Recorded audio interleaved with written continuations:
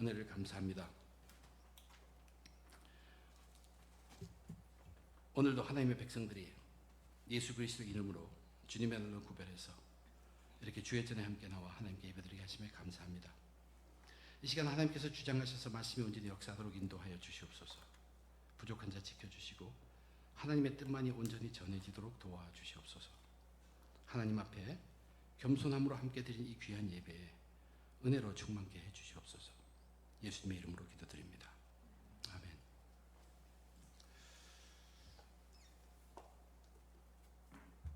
사도행전 20장은 바울이 3년 동안이나 사역을 했던 에베소를 떠나게 되고 떠나서 마게도니아 지역과 헬라 지역을 전도한 후에 이 3차 전도 여행을 마무리 짓는 과정을 기록하고 있습니다. 이제 그 길 가운데에서 돌아가면서 드로아 지역에서 들려서 거기서 한 주일날 저녁에 예배를 드립니다. 저녁 내내 말씀을 전하는데 유두고라 하는 한 청년이 말씀을 듣다가 창가에서 3층 아래로 떨어져서 죽게 됩니다. 그러나 바울은 그를 하나님의 능력으로 살리고 곧 이어 성도들과 성만찬을 나눈 뒤에 밤새 이야기를 하는 뒤에 다시 드로아를 떠납니다. 그렇게 해서 이제 밀레도라는 곳에 도착했습니다. 오순절까지 예루살렘에 도착하려는 그 바울의 일정 때문에 에베소를 들리고 싶지만 들리지 못하고 밀레도란 약 에베소에서 30마일 정도 남쪽으로 떨어져 있는 그곳에 도착해서 에베소 교회 장로들을 불렀습니다. 초청했습니다. 와서 말씀을 들으라고 했습니다. 그래서 그들에게 말씀을 전합니다. 오늘 본문이 바로 그 말씀, 사도 바울이 밀레도에서 에베소 장로들에게 전한 말씀을 기록한 내용입니다. 사도행전을 보면 사도 바울의 설교 내용, 그는 어느 곳에 가든지 설교합니다. 그리고 성경 공부를 합니다. 근데 사도행전에 기록된 사도 바울의 설교를 보면 1차 전도회 때는 비시디안 안디옥에 가가지고 그 전까지는 바나바가 전했지만 비시디안 안디옥에 가서 말씀을 전파하는 거예요. 그때 전한 사도 바울의 말씀이 기록되어 있습니다. 설교 말씀이. 그리고 2차 전도 때는 여기저기 도망다니다가 아덴에 가서 우상이 드글드글한 아덴, 거기 종교적인 사람들, 철학적인 사람들 앞에서 한 특별한 설교가 기록되어 있어요. 오늘의 이 설교는 3차 전도행 마감 때입니다. 그것이 무슨 뜻입니까? 바울은 지금까지 말씀으로 교회를 세우고 교회가 어떻게 되는지 충분히 관찰했습니다. 충분히 체험했습니다. 무엇이 문제이고 그들을 어떻게 다시 양육해야 되는 충분히 알고 있는, 충분히 충만한 가운데 정말로 교회를 사랑하면서 간절한 마음이 가득한 것으로 전한 설교 내용이 오늘 본문의 설교란 이야기입니다. 전도 사역이 무르익을 줌. 그래서 지금까지 전도 사역을 통해서 본인이 직접 체험한 것들을 간증으로 얘기하며 또한 에베소 장로들에게, 지도자들에게 직접적으로 구체적으로 권면을 하고 있는 내용입니다. 또한 우리가 생각하는 것은 이 설교는 고별 설교이기도 해요. 고별 설교이기 때문에 그만큼 무게가 있고 간절하다는 것입니다. 다시는 서로 만날 수 없을 것이라는 성령의 지시를 알고서 교회와 성도들을 향해서 바울은 온 힘을 다해서 하나님의 말씀을 전합니다. 이 말씀은 그렇게 특별함이 있습니다. 오늘 이 말씀을 통해서 저와 여러분들이 이 말씀을 보면서 우리가 그리스도인으로서 어떻게 살아야 할 건가를 다시 한번 살펴보며 결단하시고 은혜 나누는 시간이 되기를 바랍니다. 우선 바울은 자기에게 온 이 에베소 장로들에게 먼저 자신의 삶을 소개합니다. 자신의 삶을 돌아보면서 간증과 마친 것입니다. 바울은 자기가 그리스도인이 된 후에 어떤 삶을 살아왔는지를 이렇게 고백하고 있습니다. 19절의 말씀입니다.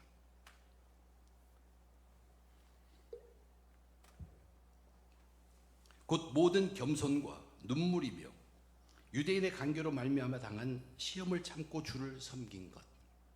모든 겸손과 눈물과 주를 섬긴 것이라고 얘기합니다. 그의 삶의 자세 세 가지예요. 그 삶의 태도 첫 번째, 모든 겸손이라고 했죠. All humility.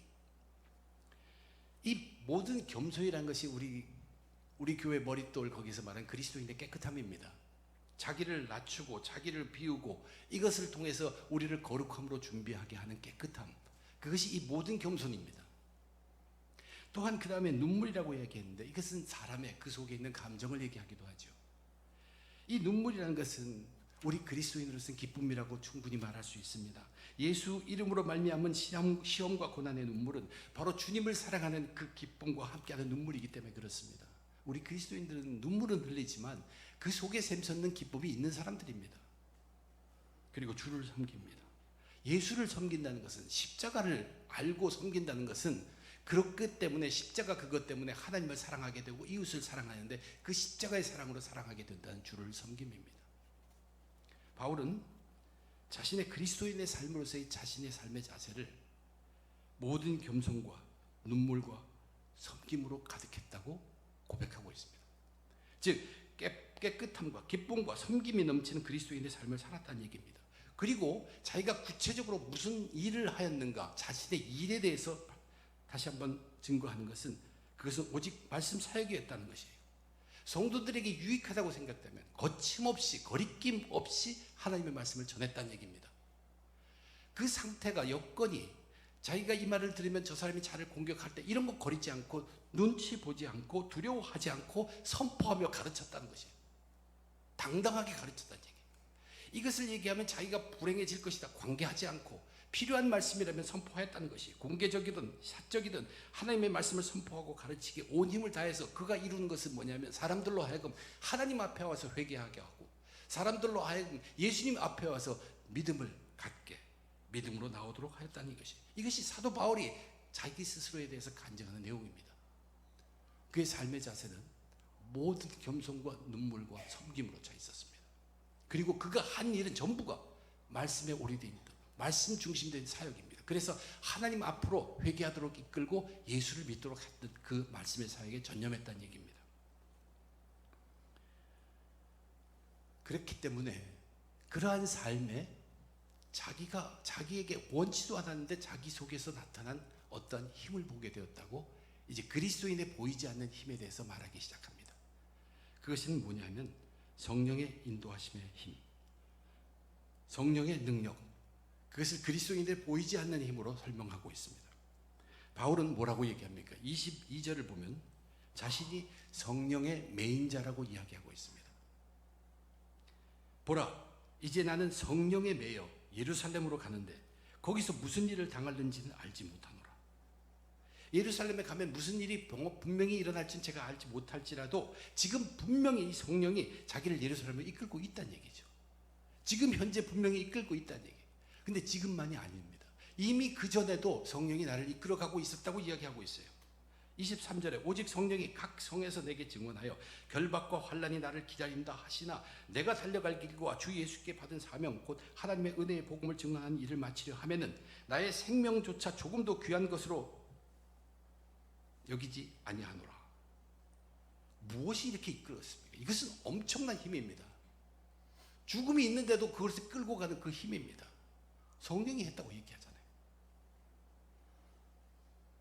성령이 여기까지 이끌고 온 것이라는 고백입니다. 그리고 성령은 앞으로도 자기를 이끌 것이라는 확신에 차 있습니다. 25절 계속해서 이렇게 얘기합니다. 보라, 내가 여러분 중에 왕래하며 하나님의 나라를 전파하였으나 이제는 여러분이 다 내 얼굴을 다시 보지 못할 줄 아노라. 어떻게 바울이 이것을 확신합니까? 자기에게는 성령의 이끄심이 있다는 얘기인데 미래를 보고 있죠. 우리 트리니티 성경학교를 통해서 성령이 하는 일, 그것에 대해서 요한복음 14장과 16장을 통해서 명확하게 홍보했죠. 우리를 도와주시고 우리를 분별하게 하시고 우리를 평안하게 하시고 우리를 힘으로 채워주시고 도와주시는 하나님의 능력입니다. 이것이 그리스도인들에게 있는 보이지 않는 힘입니다. 성령은 우리를 도와주셔요. 우리를 담대하게 하고, 그래서 극복하도록 하고, 옳고 그런 것을 분별하게 하고, 이게 성령이 이끌어주는 힘입니다. 그런데 우리가 기억해야 될 것은 어떤 때 성령이 이렇게 우리들을 그렇게 끌어주나, 그렇게 도와주는가, 어떤 때 이런 안 보이는, 사람들에게 보이지 않는 그런 힘을 우리가 체험하게 되느냐 하는 것입니다. 그것은 바로 바울처럼, 바울이 살았던 것처럼 모든 겸손과 눈물과 섬김으로 가득 차고 진리의 하나님의 말씀이 계속 그 안에 붙어있고 자라고 있을 때, 그때라는 얘기입니다. 예수님도 분명히 말씀하셨어요. 너희가 내 이름으로 고난을 받을 때 아무 염려 마라. 내가 너희를 도우리라. 세상을 나는 이미 이겼다. 이 예수님의 말씀이 무엇입니까? 고난을 받는다.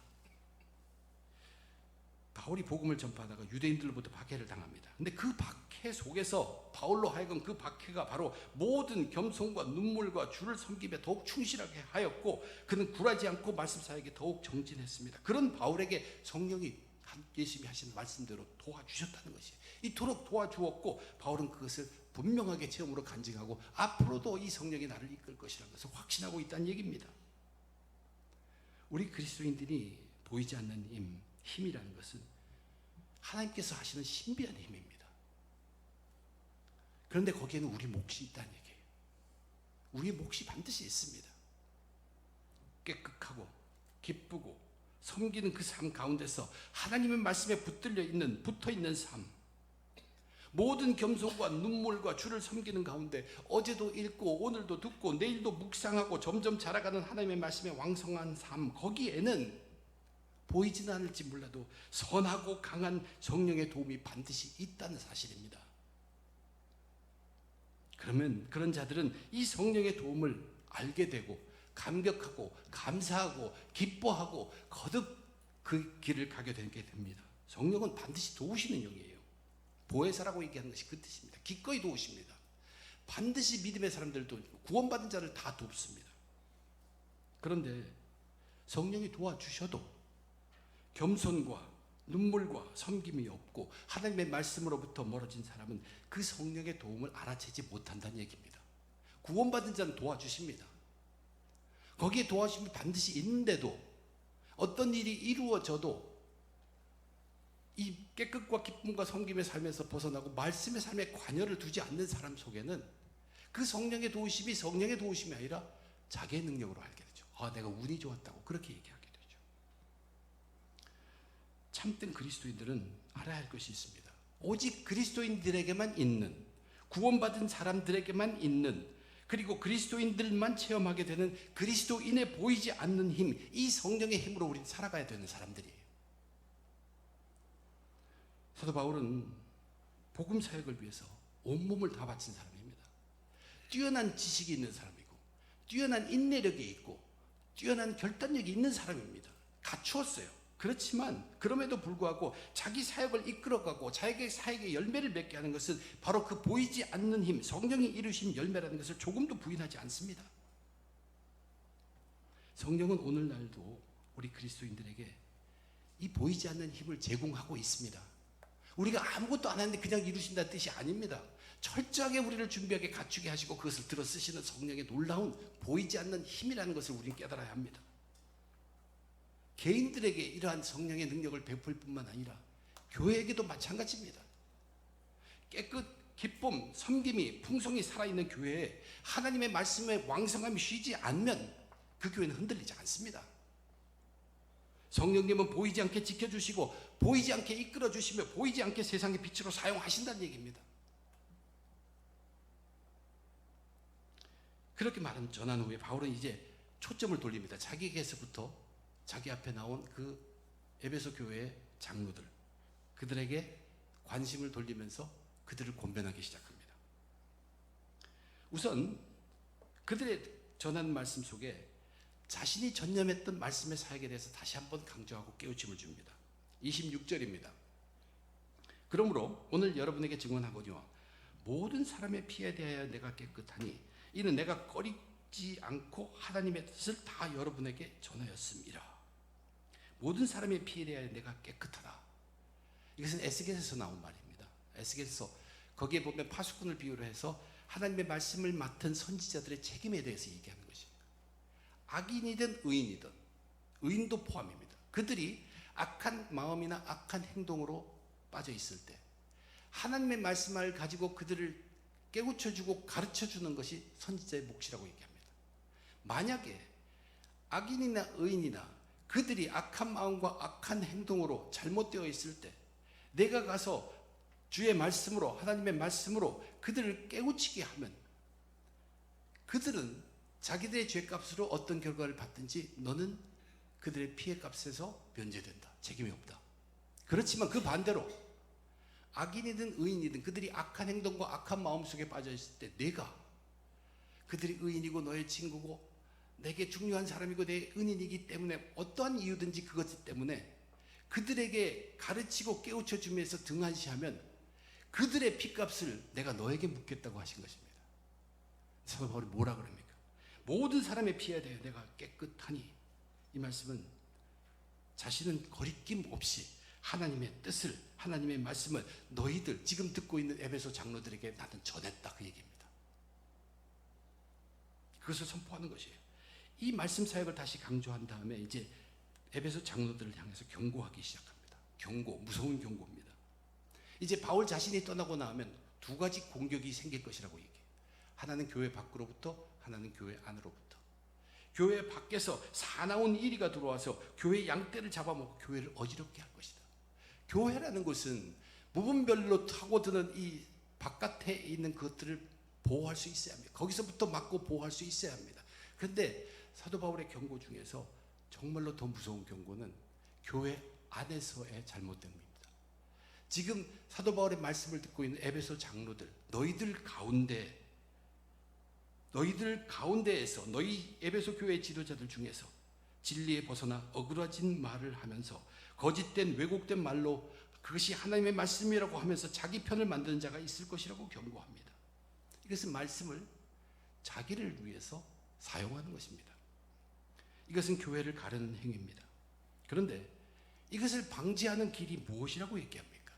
그 다음에 그가 선포하는 것이, 이것을 방지하려면 그것은 바울이 3년 동안 밤낮으로 쉬지 않고 훈계하였던 그 설교, 선포하였던 설교와 함께 공부하였던 하나님의 말씀들을 기억하면서 그 말씀을 바탕으로 다시 세우라는 얘기, 다시 든든하게 서라는 얘기입니다. 그렇게 권한 것입니다. 하나님의 말씀만이 그것을 방지할 수 있고 그것을 다시 고칠 수 있다는 뜻이에요. 두란노 서원에서 매일 강론하였던, 2년 동안 하루도 쉬지 않고 강론하였던 하나님의 말씀을 다시 회복하고 그것을 기억하고 그것을 베이스로 다시 세워지라는 얘기입니다. 하나님의 말씀이라는 것이 무엇입니까? 하나님의 말씀이라는 것은 그리스도인의 보이지 않는 뿌리입니다. 그리스도인들이 갖고 있는 신앙의 가장 중요한 뿌리가 바로 이 하나님의 말씀입니다. 믿음의 근본을 굳건하게 해주는 하나님의 말씀. 바른 하나님의 말씀으로 뿌리를 깊이 내린 성도는 넘어지지 않습니다. 말씀은 계속 자랍니다. 뿌리가 점점 깊어질 때 하나님의 뜻을 너무나도 잘 알고 있는 성령이라는 것이 반드시 같이 일하기 때문에 말씀과 성령은 함께 간다고 분명히 했습니다. 성령의 말씀 안에서 말씀을 위하여 말씀과 함께 일하는 영입니다. 혹 풍랑이 불어 가지들이 잘라져 나갈지라도 이 보이지 않는 뿌리는 흔들리지 않게 붙들어 줍니다. 보이지 않는 그리스도의 뿌리인 말씀이 왕성히 자라고 있는 사람은 거짓된 말을 금방 분별할 수 있습니다. 왜냐하면 이 보이지 않는 성령의 힘이 도와주시기 때문이에요. 쉽게 구별합니다. 그런데 사람들은 어떻습니까? 뿌리는 남에게 겉으로 보이지 않잖아요. 그러면서 그렇게 중요하지 생각하시는 분이 있을 수 있고, 또한 자꾸 뒤로 미룹니다. 하나님의 말씀이 근본이고 바탕임에도 불구하고 그건 나중에, 그것은 다음. 성경 한 번도 읽지 않고도 부끄러움을 느끼지 않습니다. 하루에 성경 한 번도 읽지 않고도 우리는 떳떳합니다. 왜냐하면 이게 보이지 않는 뿌리인데, 보이지 않으니까. 이게 뿌리라서 나는 성경을 하루라도 읽지 않으면 안 될 사람인데도 보이지 않으니까 뒤로 미룬 것이에요. 말씀 시간에는 딴 생각하면서 그냥 교회에 왔다는 것으로 만족합니다. 굉장히 위험합니다. 뿌리를 그렇게 우선순위에서 뒤로 하는 시간이 많아지면 정말로 위험합니다. 어떤 사람이 복 있는 사람입니까? 우리 교회 지도자들 중에서도 제가 그런 경험이 있습니다. 교회가 분주하게 예배를 준비합니다. 봉사하는 사람이 많지 않기 때문에 지도자가 와서 열심히 준비해요. 열심히 준비하고 이제 하나님의 말씀이 선포되는 목사가 강대상에 딱 쓰면 휴 하고 쉽니다. 그러면서 교회 본당 밖으로 나가요. 이제 성도님들이 나와서 친교할 그런 것을 준비합니다. 자기가 안 하면 못하니까. 제가 그 지도자에게 분명하게 말했어요. 절대 그러지 말라고. 당신이 죽습니다. 여러분이 일주일의 말씀의 삶 중에서 가장 절정이 언제예요? 여러분의 일주일의 말씀의 삶 중에서 가장 절정은 바로 이 순간입니다. 이 순간이에요. 아무리 여러분 나름대로 말씀을 상고하고 말씀을 듣고 인터넷에서 말씀 듣고 아무리 그렇게 한다고 할지라도 오늘날 하나님께서 허락하신 이 세상의 믿음의 세계에서 성경적인 원리는 하나님의 앞에 나오는 것이고, 하나님이 묶어준 그리스도의 공동체에서 하나님이 허락해서 세워진 사람을 통하여 메시지 전하는 것, 그것 가지고 받아서 뿌리가 자라는 자가 가장 복된 사람입니다. 물론 여건이 안 돼서 할 수 없어서 나중에 들을 수도 있고 그렇게 할 수밖에 없는 경우도 있습니다. 그럴 때는 하나님이 아셔서 복을 주실 것이에요.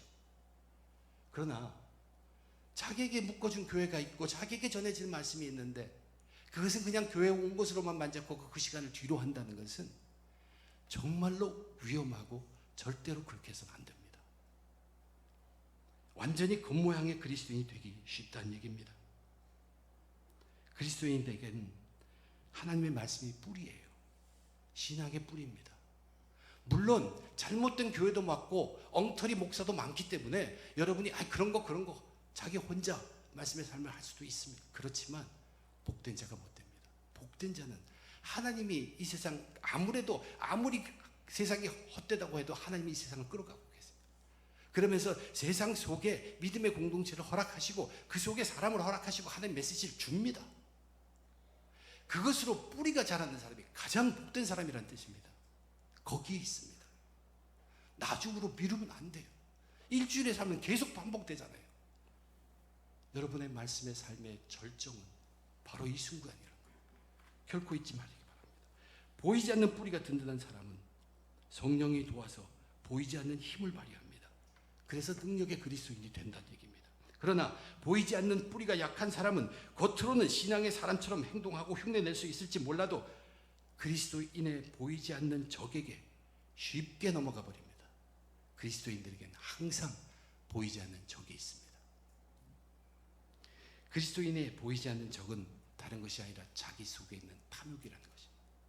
탐욕, 욕심, 돈에 대한 욕심, 재물에 대한 욕심, 높은 지위의 욕심, 편안하게 살고자 싶어하는 그 욕심, 권력에 대한 이런 욕심들, 이 탐욕이 바로 그리스도인들을 향한 정말로 보이지 않는 아주 무서운 적입니다. 바울은 이렇게 보이지 않는 그리스도인의 적인 탐욕을 자신이 어떻게 다루었는지 33절에서부터 이야기합니다. 내가 아무의 은이나 금이나 의복을 탐하지 아니하였고 여러분이 아닌 바와 같이 이 손으로 나와 내 동행들이 쓰는 모든 것을 충당하여 주며 범사에 여러분에게 모범을 준 것 같이 수고하여 약한 사람들을 돕고 또 주 예수께서 친히 말씀하신 바 주는 것이 받는 것보다 복이 있다 하심을 기억하여야 할지니라. 주는 것이 받는 것보다 복되다는 것을 진정 고백할 수 있는 사람은 탐심에서 자유한 사람이란 뜻이에요. 완전히 탐심에서 자유한 바울 자신의 모습을 이야기하고 있습니다. 그는 삶 자체가 모든 겸손과 눈물과 섬김으로 가득 찼으며 또한 하나님의 말씀에 사로잡혀서 사람들로 하여금 하나님 앞에 와서 회개하고 예수 앞에 와서 믿도록 하는 말씀 전파의 삶을 쉬지 않았습니다. 그러한 삶, 당연히 보이지 않는 힘, 성령의 힘이 도와서 재물의 유혹이나 돈의 탐욕이 빠져들지 않도록 막아주셨다는 얘기예요. 보호했다는 얘기예요. 그러나 지금 바울로부터 권면의 말씀을 듣고 있는 자들 중에도 이미 보이지 않는 그 말씀을 등한시하고 겉모양의 열매만 흉내낸 자들이 있다는 얘기예요. 그런 자들은 뿌리, 이 말씀에 왕성하지 않으니까 성령이 있는데도 도와주고 있는데도 그것을 모를 뿐만 아니라 끊임없이 공격하는 적, 그리스도인의 보이지 않는 적, 탐욕이 그들을 유혹할 때 탐심이 생겨나며 금방 넘어지게 되어 있다는 것이 굉장히 위험합니다. 아무리 훌륭하고 거룩한 목사님이라고 할지라도 한순간에 넘어지는 걸 여러분 보았죠. 왜냐하면 그전에는 그랬을지 몰라도 당장의 순간에 틈을 보인 것입니다. 모든 겸손과 눈물과 섬김이 사라졌고 말씀의 삶, 이제는 적당히 외워서 다 할 수 있으니까 말씀의 삶이 그 속에서 자라고 계속 관계를 두지 않았기 때문에 우리가 왜 다 죄인입니까? 바로 이 탐욕을 다 가진 사람들이기 때문에 그래요. 아무리 거룩한 자라도 이 탐욕이 없는 게 아닙니다. 탐욕이 들을 자리에 성령이 자리 잡고 있기 때문에 탐욕이 틈을 못 차는 것이지. 그러나 우리가 깨끗함과 기쁨과 섬김을 하면서 멀어지고 하나님의 말씀을 등한시하게 되면 당연히 파고들고 공격되게 되어 있습니다. 그러나 우리 겉모습은 그리스도인으로 서 있다는 얘기예요. 이것이 얼마나 위험한 일입니까? 겉모양의 그리스도인만이 될 수 없습니다. 그런 자가 거짓 교사고 그런 자가 교회를 나누는 것이에요. 자기는 자기 나름대로 동공체를 위해서 일한다고 하지만 거짓 교사가 될 수밖에 없습니다. 우리는 바울의 삶을 정말로 잘 본받아야 합니다. 빌립보서에 바울이 얘기했어요. 너희들은 나를 따르는 자가 되라. 얼마나 담대한 선포입니까? 그의 삶이 어떻게 했다고 얘기해요? 모든 겸손, 눈물, 주를 섬김, 그리고 온통 그가 한 일은 말씀의 사역입니다. 예수님이 분명히 얘기했어요. 재물과 하나님 두 주인을 섬길 수 없다고 했습니다. 분명히 얘기했어요. 우리가 섬기는 것 둘 중에 하나를 택해야 돼요. 둘은 안 된다는 거예요. 재물이면 재물이고 하나님이면 하나님이며 둘 중에 하나만이 우리들의 주인이 될 수 있다는 것입니다. 오늘날에도 많은 그리스도인들이 하나님을 섬겨서 하나님을 섬기기 때문에 재물의 축복을 원하고 세상의 풍요를 원하고 세상의 안락을 바란다는 것, 그것은 허망된 것입니다. 탐욕이라는 것은 그리스도인의 보이지 않는 아주 무서운 적이라는 것을 우리는 가슴속에 갖고 있어야 돼요. 근데 그것이 모든 사람에게 다 있습니다. 부인 죄인이기 때문에 우리는 하나님을 주인으로 섬기고 그 하나님께서 재물을 주시면 주는 대로 받고 감사하는 것입니다. 근데 재물을 주신 데 반드시 이유가 있습니다. 우리는 재물을 얻으려고 권위를 얻으려고 평안하게 살려고 하나님을 섬기는 것은 맞지 않다는 것이에요. 거기에는 성령의 힘이 전혀 없습니다. 주는 것이 받는 것보다도 복이 있다는 것은 그것이 우리 주인 되신 하나님의 뜻이기 때문이 그렇습니다. 그렇게 하나님의 뜻대로 말씀대로 순종하여 하나님을 섬길 때 하나님 우리를 당연히 보살피십니다. 보이지 않는 성령의 힘, 능력으로 통해 우리를 분명히 보살핍니다. 그래서 우리가 탐심을 포기하고 하나님을 주인으로 섬기면 하나님은 그 사람이 살아가는데 필요한 재물 주십니다. 부족하지 않게 주십니다. 또한 우리를 하여금 하나님 뜻대로 쓰도록 하려고 재능도 주십니다. 그리고 물질도 주시고 권능도 위치도 그래서 주는 것입니다. 하나님을 위해서 쓰라고 주신 것이에요.